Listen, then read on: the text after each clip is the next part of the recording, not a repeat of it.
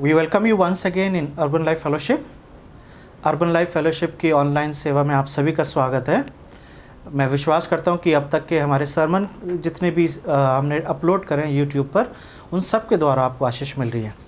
और अगर आप पहली बार हमारा सरमन सुन रहे हैं तो आप हमारे चैनल को देख सकते हैं, जहां पे हमने इस सीरीज़ को जनवरी में शुरू करा था, मरकुस की किताब को। और खुशी की बात यह कि हम 3 चैप्टर्स पूरे ख़त्म कर चुके हैं, चौथे चैप्टर में हैं और अगले हफ्ते चैप्टर 4 भी ख़त्म हो जाएगा। तो आप उसे हर सरमन को सुन सकते हैं ताकि वो आपके लिए एक स्टडी पैटर्न रहे और सिर्फ आप ना सीखें बल्कि छोटे छोटे ग्रुप्स में आप दूसरों को भी सिखा सकते हैं। हम एक चीज़ देख रहे हैं कि जब हम मरकुस की किताब की स्टडी कर रहे हैं तो एक चीज़ हमें समझ में आ रही है कि मरकुस एक प्रश्न का उत्तर दे रहा है। वो प्रश्न ये है कि यीशु कौन है। And this is a very important question, that who is Jesus?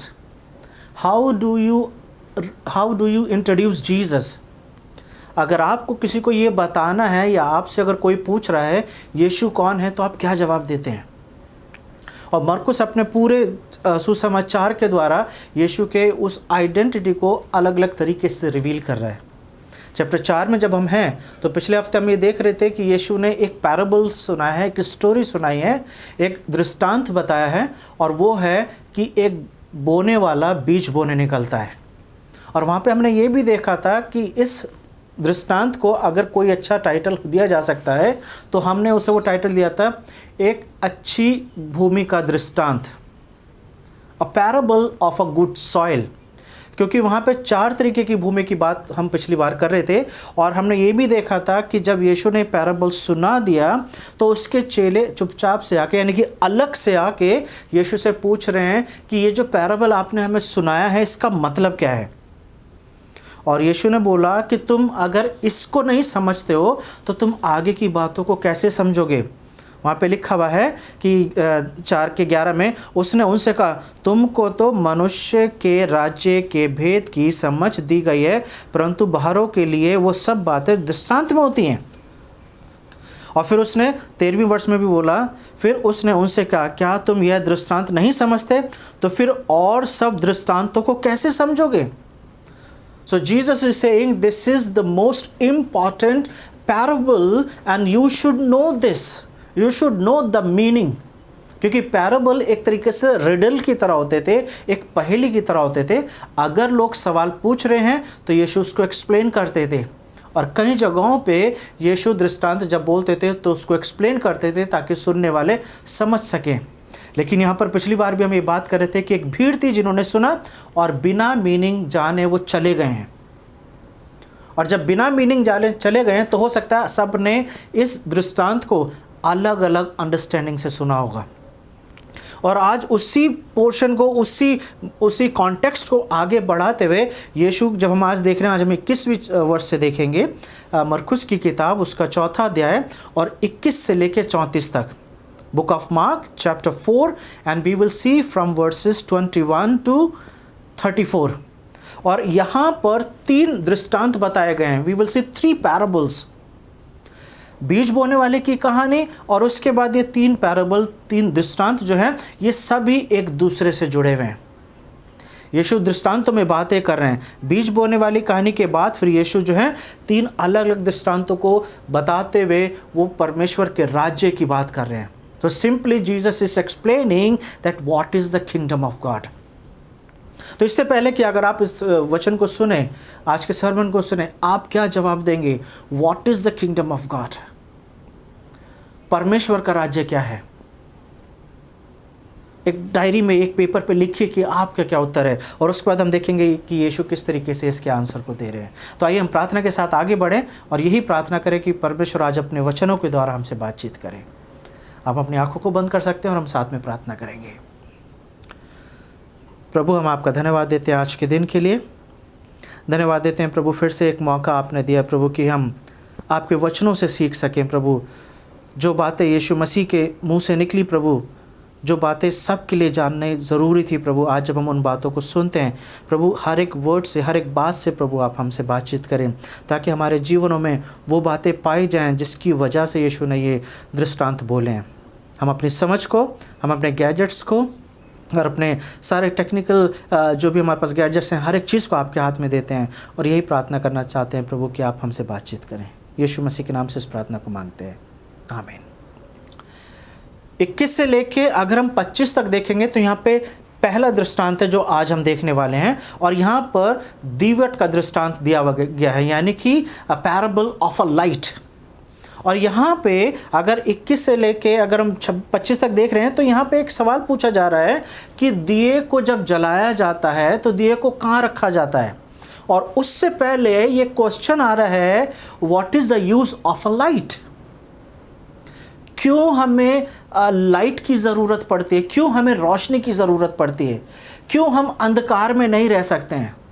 कुछ लोग अंधकार को पाप भी बोलते हैं, लेकिन अंधकार हमेशा पाप में नहीं माना जा सकता है, क्योंकि यीशु ने रात बनाई है और रात जो है वो पाप को डिनोट नहीं करती है। रात जो है एक ऐसा टाइम है जहाँ पर कि हमें आराम करने की ज़रूरत है, हमें सोने की ज़रूरत है। So every darkness is not the evil. लेकिन यहाँ पर जब वो लाइट की बात कर रहा है तो एक सवाल हमारे सामने आ रहा है, what is the purpose of the light. और उस चीज़ को यीशु बता रहे हैं कि दिए को जला के दीवट पे रखा जाता है।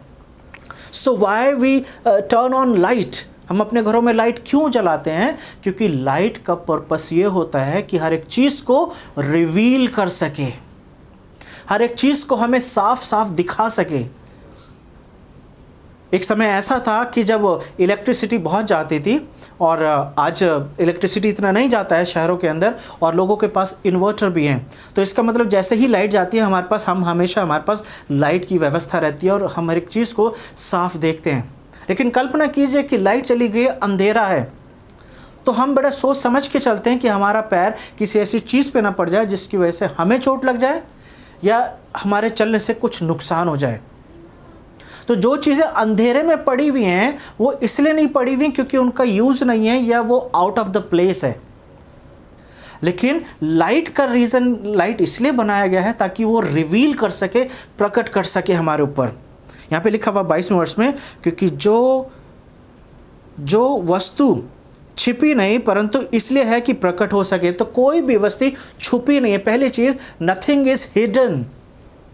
लेकिन लाइट का काम यह है कि हर एक चीज़ को दिखा सके। Why Jesus talking about this?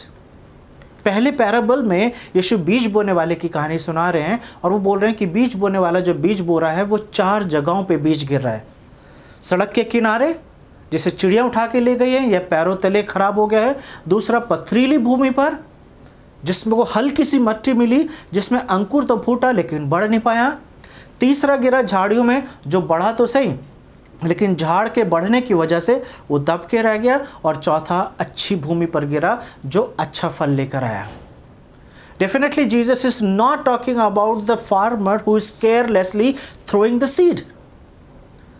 किसान के बारे में बात नहीं करेंगे। किसान बिना सोचे समझे बीजों को फेंक रहा है। तो किसान का बीज फेंकना और दीवट का, दिए की बात करना और सच्चाई की बात करना, क्योंकि 24वें वर्ष में लिखा हुआ है, 23 से पढ़ता हूँ, यदि किसी के सुनने के कान हो तो वो सुन ले। यीशु ने 9वीं वर्ष में भी ये चीज़ बोली थी कि जिसके पास सुनने के कान हो वो सुन ले, और ये चीज़ बार बार आ रही है। फिर 23 वर्ष में यीशु बोल रहे हैं, यदि किसी के पास सुनने के कान हो तो वो सुन ले। फिर उसने उनसे कहा, चौकस रहो, क्या तुम सुनते हो? तो पहली चीज़, यीशु दिए के साथ साथ एक सवाल हमसे पूछ रहे हैं कि क्या तुम सुनते हो? क्या यीशु कहना चाह रहे हैं? इंग्लिश में 2 वर्ड्स आते हैं, लिसनिंग एंड हियरिंग। सुनना मतलब ये है कि क्या तुम अटेंशन दे के सुनते हो, क्योंकि यीशु ये बोलना भी चाह रहे हैं कि just check yourself, what do you listen. हम क्या सुनते हैं, हम क्या सुनना चाहते हैं, किन बातों को सुनना चाहते हैं।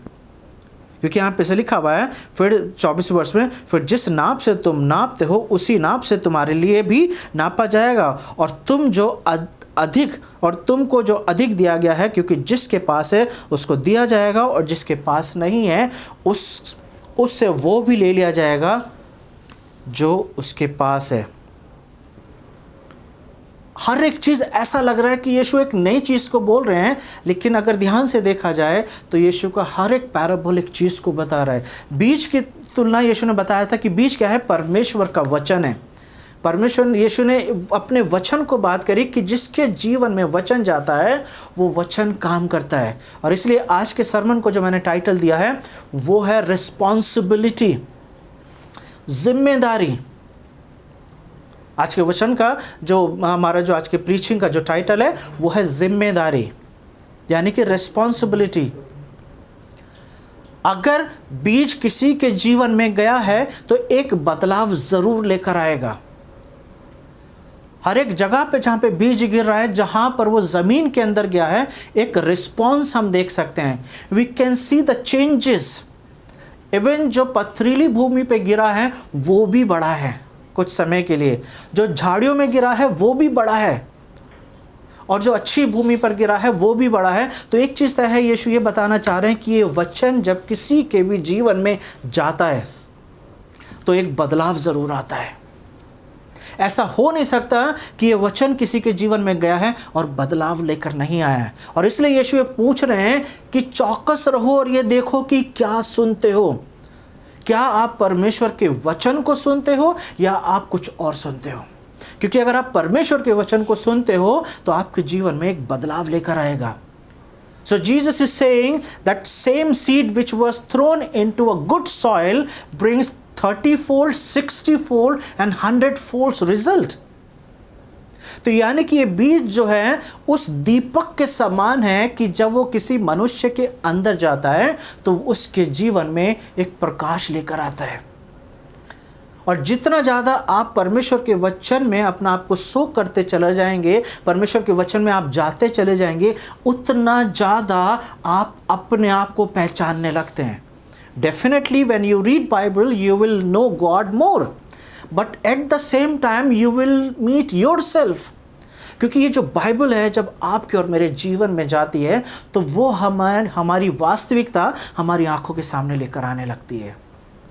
क्योंकि ये वो दीपक है, ये वो ज्योति है, जब हमारे अंदर जाती है तो हमारे अंदर का वो भाग जिसे हम देखना नहीं चाहते हैं, या जो ऐसा भाग है जो हम जानते हैं कि ये किसी और को दिखाई नहीं देना चाहिए, दैट थिंग स्टार्टेड रिवीलिंग। क्योंकि जहां पर परमेश्वर का वचन जा रहा है वहां पे जो बदलाव आता है वो 30 गुना, 60 गुना और 100 गुना फल लाता है। तो पहले यीशु ने बोला कि बीज फल लेकर आ रहा है, और दूसरा यीशु ये बताना चाह रहे हैं कि ये बीज फल कैसे लाता है, ये बीज बदलाव लेकर आता है। क्या परमेश्वर का वचन आपके जीवनों में बहुतायत से जा रहा है कि नहीं जा रहा? यीशु बोल रहे हैं जिसके सुनने के कान हो वो सुन ले। फिर यीशु ये बोल रहे हैं कि आप अगर सुनने के कान हैं तो आपको ये भी सोचना है कि आप क्या सुनते हो। Why do you go to church? क्या रीज़न है हमारा चर्च जाने का? क्या हम परमेश्वर के वचन को सुनने जाते हैं? क्योंकि यहाँ पे आगे ऐसा लिखा हुआ है कि जिस नाप से तुम नापते हो उस नाप से तुम्हारे लिए भी नापा जाएगा। Why do you go to church? और उसी बात को वो दूसरे आगे रिवील कर रहे हैं, क्योंकि जिसके पास है उसे दिया जाएगा। अगर मेरे जीवन में आत्मिक भूख है, if there is a spiritual hunger in me, मैं परमेश्वर के वचन को सुनना चाहता हूँ, परमेश्वर के वचन को सुन के अपने जीवन में लागू करना चाहता हूँ। I am hungry, I want to know more about God, I want to learn from the scripture. तो वहाँ पर ऐसा लिखा हुआ है कि जो जिसके पास है उसे और दिया जाएगा। Because I have a desire to learn more, I have a desire to hear more. क्या दिया जाएगा ज़्यादा? ये बात नहीं की जा रही कि जिसके बैंक में पैसे हैं उसको और पैसे दिए जाएंगे, और जिसके पास नहीं है उसके पास जो भी है वो भी ले लिया जाएगा। It is that Mark is talking about the spiritual desire. आत्मिक उतावलेपन की बात की जा रही है, आत्मिक इच्छा रखने की बात की जा रही है। तो जिसके पास आत्मिक इच्छा है, जिसके पास ये इच्छा है कि वो परमेश्वर के वचनों को सुनना चाहता है, परमेश्वर की बातों को सुनना चाहता है, उसको और सुनाया जाएगा ताकि उसके जीवन में आत्मिक उन्नति होती रहे। लेकिन बहुत सारे ऐसे लोग हैं हमारे समाज में पाए जाते हैं, and they say themselves that they are believers. वो ऐसा बोलते हैं कि वो विश्वासी हैं, लेकिन उन्हें अपने आप से सिर्फ एक सवाल पूछना है क्या आप सच में परमेश्वर के वचनों को सुनना चाहते हैं? जब आप चर्च जाते हैं, जब आप बाइबल पढ़ते हैं, जब आप यूट्यूब पे सुन रहे हैं, जब आपके पास बहुत सारे ऐसे रिसोर्सेज हैं जहाँ पे आप परमेश्वर के वचन को सुनते हैं, तो क्या आप इसलिए सुनते हैं क्योंकि आप सुनना चाहते हैं, या आप इसलिए सुनते हैं क्योंकि आप वहाँ पर हैं तो आप सुन लें?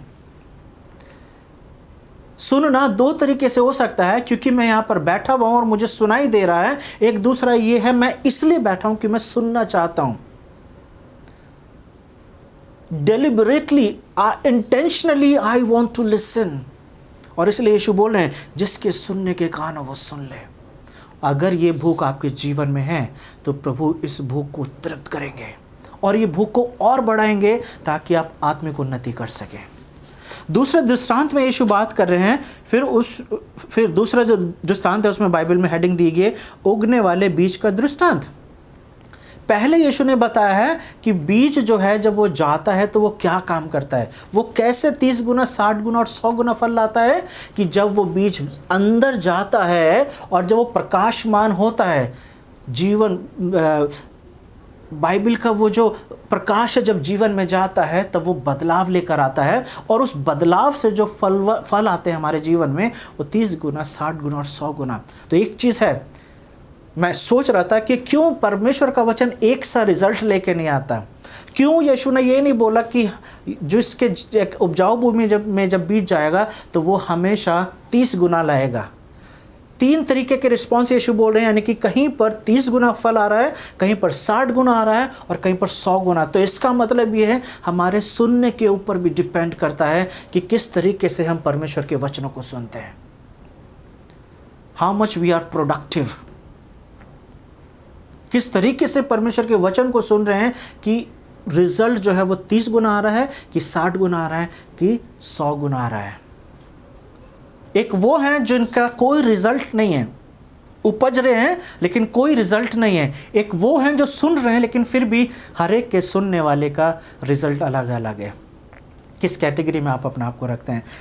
You have to examine your heart.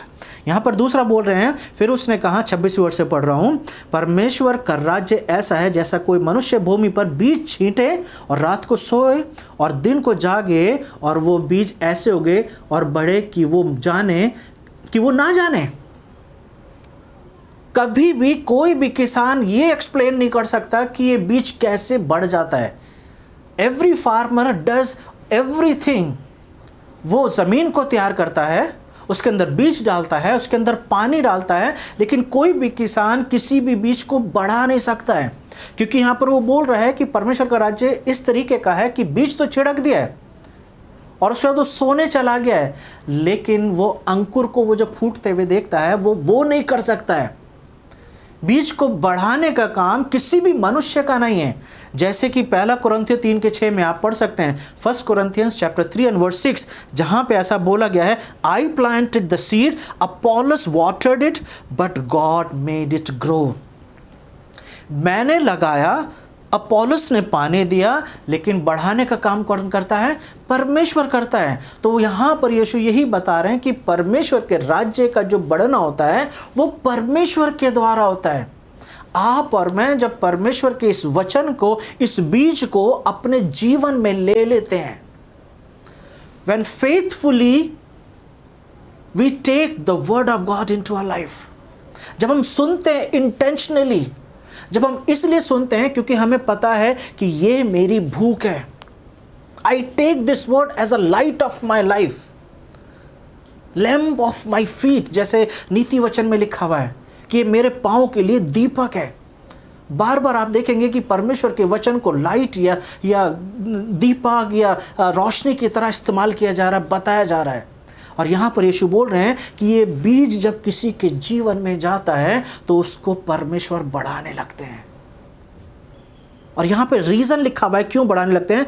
पृथ्वी आप से फल लाती है, पहले अंकुर, तब बाल और तब बालों में तैयार दाना, परंतु जब दाना पक जाता है तब वो तुरंत हंसिया लगाता है क्योंकि कटनी आ पहुंची है।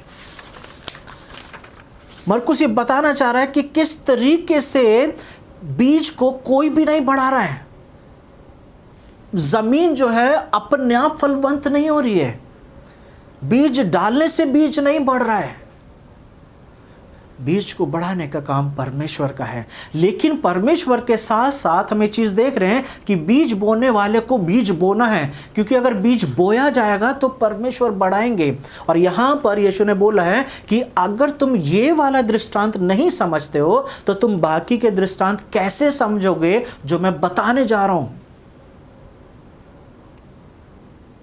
ग्रेट कमीशन में यीशु ने बोला है तुम सारी दुनिया में जाओ और सभी जाति के लोगों को चेला बनाओ और पिता, पुत्र और पवित्र आत्मा के नाम से बपतिस्मा दो। जब मेरे अंदर ये परमेश्वर का वचन आ गया है तो एक जिम्मेदारी आती है। इसलिए आज के सरमन का जो टाइटल वो यही है, responsibility. I have to become a farmer, ताकि ये जो परमेश्वर का ये वचन है मुझे जगह जगह जाके देना है। क्योंकि अगर मैंने परमेश्वर के वचन को ले लिया है और मैं दूसरों के साथ शेयर नहीं करता हूं तो मैं अपने, जो यहाँ पे बोला गया, जिस नाप से तुम नापते हो उस नाप से तुम्हारे लिए भी नापा जाएगा। और इसलिए ऐसे लोगों के लिए बोला जा रहा है कि जिसके पास है उससे वो भी ले लिया जाएगा। किन लोगों के लिए? जो अपनी जिम्मेदारी नहीं समझ रहे हैं। Why we have been saved? We have been saved to save others.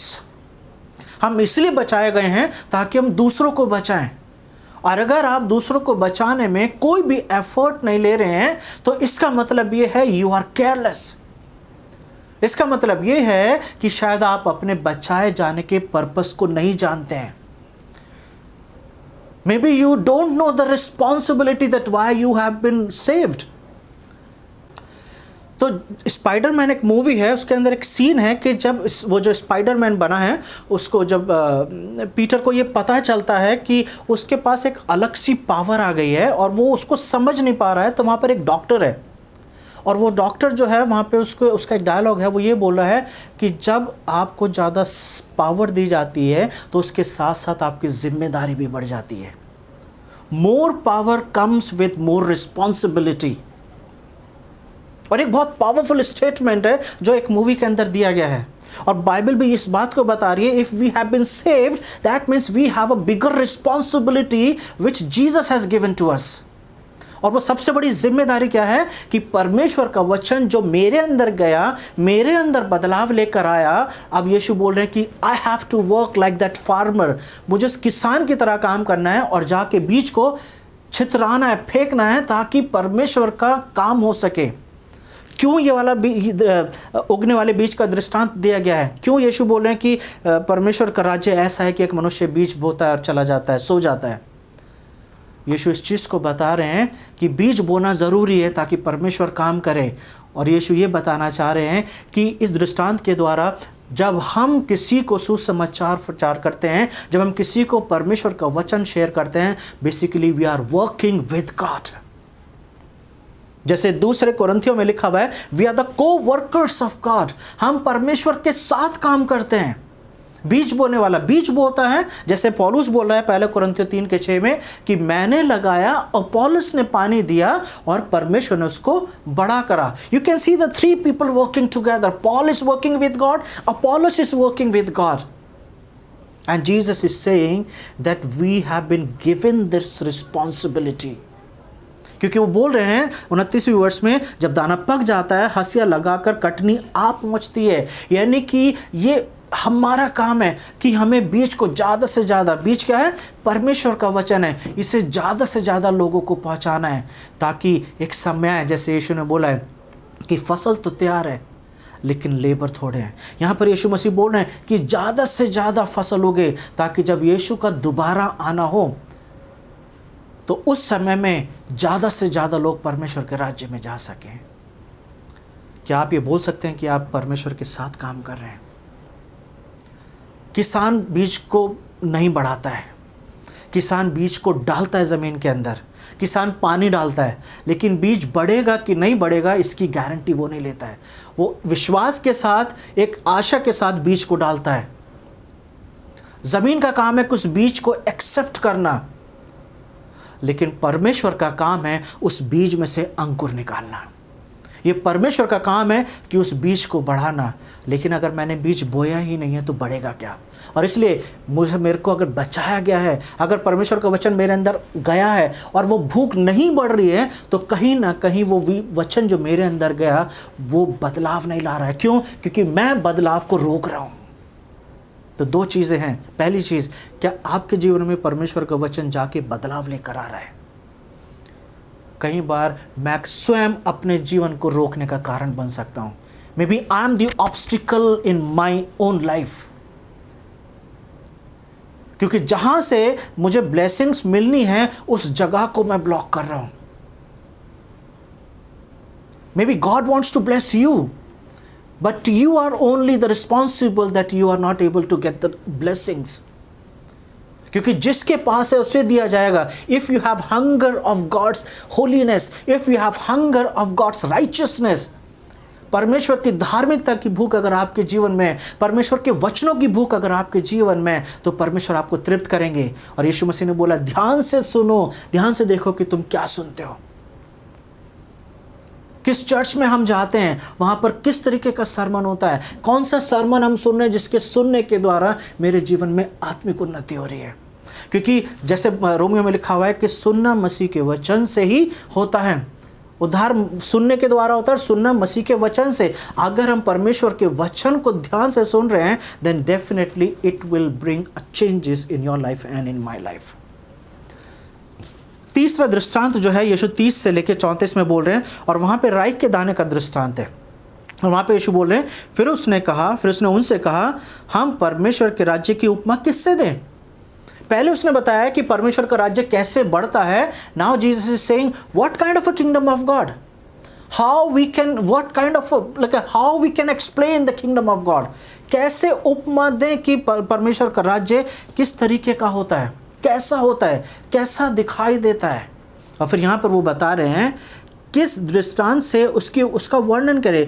वो राई के दाने के समान है। नाउ सी, फिर से उसी बीज की बात की जा रही है, स्मॉलेस्ट बीज की बात की जा रही है कि वो इस तरीके का है कि एक छोटा सा बीज जमीन में बोया जाता है, और तो अभी सब बीजों में छोटा होता है, परंतु जब बोया जाता है तो उगकर सब साग पात से बड़ा हो जाता है, और उसकी ऐसी बड़ी डालियां निकलती है कि आकाश के पक्षी उसकी छाया में बसेरा करते हैं। This is the kingdom of God. Yeshu क्या बता रहे हैं?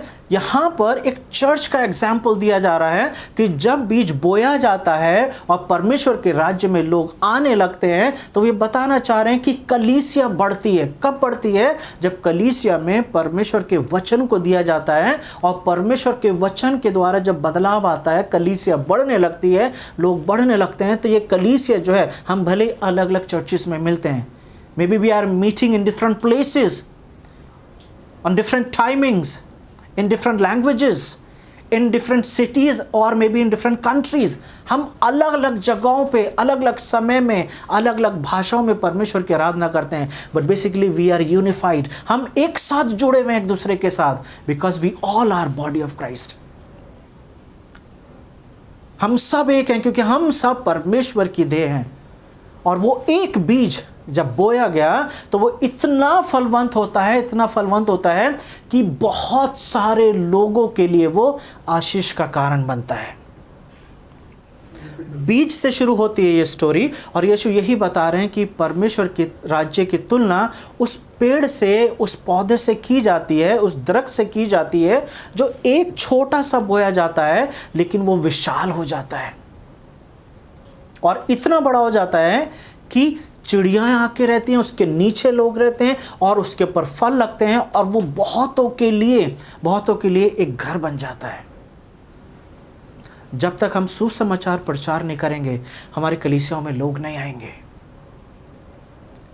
क्योंकि चर्च अगर लोगों को अट्रैक्ट करना चाहिए तो केवल अपने सुसमाचार के वचन के द्वारा अट्रैक्ट करना चाहिए। अगर लोग सिर्फ इसलिए आ रहे हैं क्योंकि म्यूजिक बहुत अच्छा है, then church is not growing. क्योंकि चर्च का मेन काम जो है परमेश्वर के वचन को लोगों तक पहुंचाना, और वो वचन जिसके द्वारा आत्मिक उन्नति होती है, वो वचन जिसके द्वारा उनकी आत्मिक भूख बढ़ती है, वो वचन जिसके द्वारा उनके जीवन में क्षमा आती है और अनंत जीवन आता है, यीशु मसीह की धार्मिकता आती है।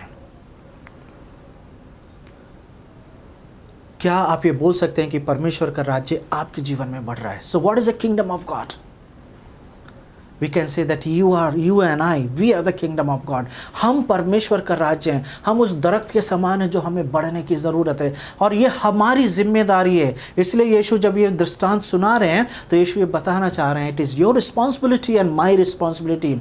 जब मैं अपने आप को परमेश्वर का राज्य बोलता हूँ, जब मैं ये बोलता हूँ I am the kingdom of God, तो मेरे को उस बीज के समान बढ़ने की ज़रूरत है, ताकि और लोग जो हैं वो भी परमेश्वर के राज्य का हिस्सा बन सके। क्या आपके द्वारा परमेश्वर का राज्य बढ़ रहा है? When was the last time you shared gospel with somebody? When was the last time that you talked about Jesus with somebody? कब वो आखिरी बार आपने यीशु मसीह के बारे में किसी से बात करी थी? कब वो आखिरी बार आपने किसी को एक ट्रैक दिया था या बाइबल में से किसी को बताया था? अगर आप ऐसा नहीं कर रहे हैं तो आपको ये सवाल पूछना है कि why you have been saved? क्यों बचाया परमेश्वर ने आपको? क्योंकि आप बहुत इंपॉर्टेंट हैं? Because maybe you are a best, या आपके अंदर कोई ऐसी क्वालिटी है, ऐसी एबिलिटी है जो किसी के अंदर नहीं है, इसलिए परमेश्वर ने आपको बचाया? Just remember one thing, God doesn't need us, we need God. परमेश्वर को हमारी ज़रूरत नहीं है, हमें परमेश्वर की ज़रूरत है। और ये हमारा अनुग्रह है कि जब हम परमेश्वर के बारे में दूसरों को बताते हैं तो परमेश्वर हमारे साथ काम करते हैं। This is our privilege, this is our honour that we work with God. क्योंकि जब हम परमेश्वर के साथ काम करते हैं तो परमेश्वर के राज्य को बढ़ाने में हम काम कर रहे होते हैं, ताकि परमेश्वर का राज्य, कलीसियाँ जो हैं वो इतनी बढ़ सके कि वो समाज में दूसरों को दिखाई दे। और कलीसिया बढ़ाने की जिम्मेदारी आपकी और मेरी है।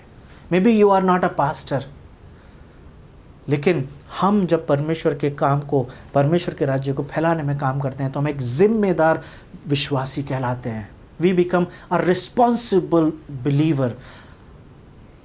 हो सकता है कोरोना के समय में हम बाहर जाके ट्रैक्ट्स ना दें, हो सकता है बाहर जाके हम ना दूसरों को बताएं, लेकिन यूट्यूब के जो मैसेजेस हैं हम ऐसे लोगों को भेज सकते हैं जिनके जीवन में परमेश्वर के वचन के सुनने के द्वारा आशीष आ सके, बदलाव आ सके। We can make a phone call, phone call के द्वारा सुसमाचार प्रचार किया जा सकता है। टेक्स्ट मैसेज के द्वारा, व्हाट्सएप मैसेज के द्वारा सुसमाचार प्रचार किया जा सकता है। यूट्यूब मैसेज भेजने के द्वारा, फॉरवर्ड करने के द्वारा सुसमाचार प्रचार किया जा सकता है। आज हमारे पास कोई भी एक्सक्यूज़ नहीं होना चाहिए कि हम नहीं फैला सकते, but it is your responsibility and my responsibility that we have to scatter the seed। परमेश्वर के वचन को दूसरों तक पहुंचाना है, ताकि ये वचन जो है एक ट्रुथ की तरह, एक लाइट की तरह दूसरों के जीवन में काम करे। मेरा विश्वास है, मैं प्रार्थना करता हूँ कि इन वचनों के द्वारा आपके जीवन में काम होगा। और सिर्फ आपके जीवन में काम नहीं होगा, लेकिन जब आप इनको दूसरों के साथ शेयर करेंगे, आप दूसरों को बताएंगे, किसी को फ़ोन कॉल, किसी को जाके मिलना, किसी को टेक्स्ट मैसेज भेजना, उसके द्वारा भी जब आप इन छोटे छोटे एफर्ट्स को लेंगे तो किसी के जीवन में आपके द्वारा परमेश्वर का राज्य आ सकता है। May God bless you. आइए हम प्रार्थना करें। प्रभु, हम आपका धन्यवाद देते हैं आज के इस वचन के लिए प्रभु, जिनके द्वारा प्रभु हमने इस बात को जाना है प्रभु कि हमारी जिम्मेदारी है प्रभु कि हमें आपके वचनों को दूसरों तक पहुंचाना है। हर एक सुनने वाले की आप मदद करें प्रभु, ताकि हर एक जन इस काम को ईमानदारी के साथ कर सके। हर एक जन इस काम को प्रभु जी ये सोच के करे कि ये उसकी ज़िम्मेदारी है, उसकी रिस्पॉन्सिबिलिटी है, और इसी चीज़ के लिए वो बचाए गए हैं, ताकि हर एक जन अपने बचाए जाने के विषय में गंभीरता से सोच सके। धन्यवाद देते हैं आज के वचन के लिए। यीशु मसीह के नाम से इस प्रार्थना को मांगते हैं, आमीन। May God bless you. Have a wonderful week.